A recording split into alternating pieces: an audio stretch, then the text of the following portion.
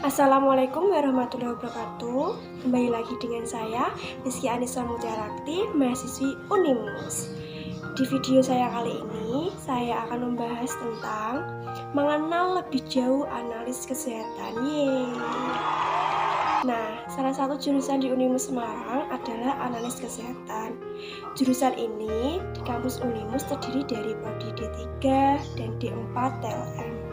Analis sendiri ternyata bukan hanya analis kesehatan saja loh. Ada juga analis farmasi dan lain-lain.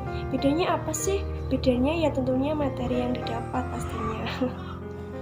Di analis kesehatan, kamu bakal dapat materi pemeriksaan penyakit. Lebih tepatnya, pemeriksaan spesimen atau sampel yang nantinya hasil pemeriksaan akan digunakan untuk diagnosa penyakit. Sehingga sebuah penyakit dapat diketahui dan diobati. Spesimen tersebut yang paling ringan dapat berupa darah, nanah, muntahan, feses, dan kencing. Sampai yang paling berat pemeriksaan bakteri sampai jaringan. Tetapi khusus untuk jaringan kita harus bermitra dengan dokter spesialis patologi. Tugas kita biasanya mempersiapkan jaringan hingga jaringan tersebut siap diperiksa. Tapi bukan berarti kita bisa segala-galanya. Analis kesehatan juga punya kekurangan. Kekurangannya tentunya analis kesehatan tidak tahu tentang macam pengobatan secara mendalam. Meskipun diajari ilmu pengobatan, tetapi hanya sekedar untuk tahu. Kita hanya sekedar diajari hingga tahu, tapi belum tentu paham dan mengerti. Kekurangan itulah yang nantinya akan dilengkapi oleh analis farmasi. Jadi di sini profesi kita saling melengkapi, begitu pula dengan pemeriksaan air dan makanan. Kerja analis kesehatan ngapain aja sih? Nah, kalau kalian pernah ke rumah sakit tuh atau ke tempat layanan kesehatan, pasti ketika kita periksa entah diambil darah atau disuruh kencing dan lain-lain, nantinya darah akan ditaruh di tempat yang sudah ditentukan kan? Nah, darah kalian nantinya akan dibawa ke laboratorium untuk diperiksa. Nah, disitulah tugas seorang analis kesehatan untuk memeriksa. Meskipun kerjanya analis cuma di balik layar, nggak ketemu langsung dengan pasien, tetapi fungsi analis kesehatan sangat penting loh. Sebuah pekerjaan yang beresiko tinggi, harus memiliki teliti, harus berhati-hati, karena selain hasil yang harus dipertanggungjawabkan, kita juga berhadapan dengan spesimen yang bisa saja menularkan penyakit, mulai dari penyakit ringan sampai yang fatal seperti hepatitis dan HIV. Penyakit apa saja yang bisa dijelaskan secara medis kita pelajari pastinya. Dari mulai sederhana, cek HB, gula darah, kolesterol, bahkan penyakit berat sekalipun seperti TBC, HIV, AIDS. Loh, cek HB, gula darah perawat juga bisa loh. Tunggu dulu, mungkin perawat, bidan, dan dokter, bahkan ahli kesehatan lain bisa.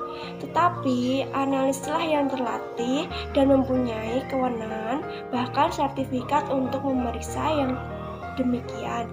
Analis sendiri juga diajari ilmu pengobatan kok. Walaupun sedikit, mungkin perawat juga diajari cara pengambilan darah dan lain-lain. Tetapi yang berwenang melakukan pemeriksaan, semua itu adalah analis pastinya. Walaupun yang berhak menyimpulkan hasil akhir adalah dokter. Jadi, jangan salah, tanpa bantuan analis, dokter pun tidak bisa berbuat banyak untuk melakukan pemeriksaan penyakit berat yang membutuhkan pemeriksaan laboratorium. Nah, pengertian analis kesehatan adalah profesi yang bekerja pada sarana kesehatan yang melaksanakan pelayanan pemeriksaan, pengukuran, penetapan, dan pengujian terhadap bahan yang berasal dari manusia atau bahan bukan berasal dari manusia untuk menentukan jenis penyakit, penyebab penyakit, kondisi kesehatan atau faktor-faktor yang dapat berpengaruh pada kesehatan perorangan dan masyarakat.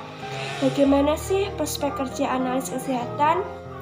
Banyak instansi dan perusahaan yang membutuhkan kompetensi seorang analis kesehatan, seperti laboratorium klinik, swasta, rumah sakit pemerintah atau swasta, laboratorium kesehatan daerah, balai pengawasan obat dan makanan, lab forensik kepolisian, penelitian sains, maupun dosen. Analis kesehatan ada yang bekerja di laboratorium patologi anatomi yang memeriksa sampel berupa jaringan hasil operasi atau histopatologi. Selain itu, banyak pula yang bekerja di industri makanan dan minuman, obat, serta kosmetik karena dalam kurikulum pengajarannya terdapat mata kuliah kimia analitik, kimia makanan dan minuman, serta toksikologi.